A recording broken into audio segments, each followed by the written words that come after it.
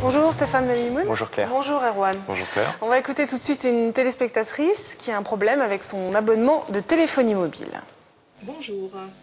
Le 1er septembre 2007, j'ai souscrit un abonnement de téléphone portable pour 24 mois. Je voulais m'acheter un autre téléphone pour lequel il faut souscrire un nouvel abonnement et je suis allée me renseigner sur les conditions de résiliation de mon abonnement en cours. Un vendeur m'a assuré que c'était tout à fait possible avec les nouvelles dispositions de la loi Châtel.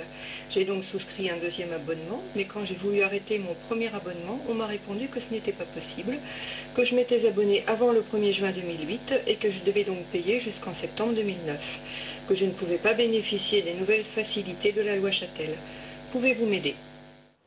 Alors Stéphane, que dira cette téléspectatrice? Bonne ou mauvaise nouvelle pour elle?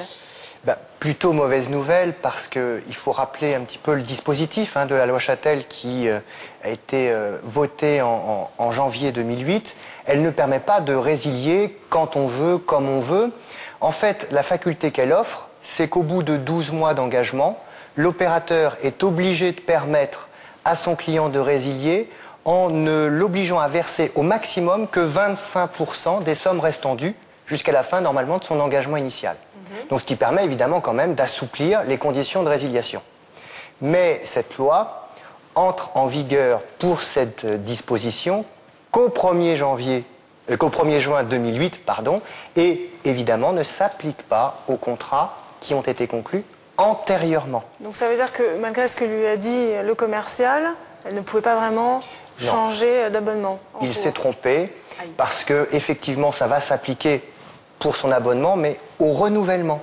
Ah oui. Donc si c'était en septembre 2007, ça ne s'appliquera qu'en septembre 2009. Mais comment faire alors? Elle va payer les deux abonnements? Là, il faut qu'elle effectivement paie jusqu'en septembre 2009, à moins, puisqu'a priori l'erreur vient quand même ici d'un vendeur qui est lié à son opérateur premier, un geste commercial.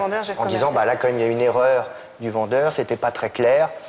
Ça peut passer. Mais juridiquement, malheureusement, c'est jusqu'en septembre 2009. Le texte est un peu trop flou. C'est un texte assez technique, oui. Merci Stéphane. Si vous aussi, vous voulez poser une question à Stéphane Benmimoun, c'est très simple. Il suffit de l'envoyer sur le site france5.fr, rubrique « C'est notre affaire ».